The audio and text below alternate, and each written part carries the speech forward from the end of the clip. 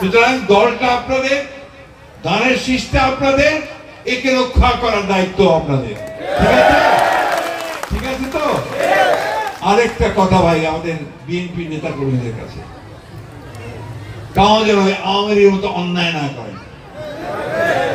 অন্যায় করতে গেলে মানুষ ক্ষমা করবে না, মানুষ ভালোবাসবে না। আওয়ামী লীগকে যেভাবে ছুড়ে দিছে আপনাদেরকে সেভাবে ছুড়ে দিবে। সুতরাং অন্যায় কেউ যেন না করে সেদিকে খেয়াল রাখবেন। নেতাদেরকে অনুরোধ করব, নিজেরা অত্যন্ত শক্তিশালী নিয়ে আপনারা এই সমস্ত অপকর্মগুলোকে বন্ধ করার চেষ্টা করবেন। যদি করতে চায় আমাদের জেলা নেতাদের বলবেন, নাহলে পুলিশের কাছে দেবেন, সরাসরি তুলে দেবেন।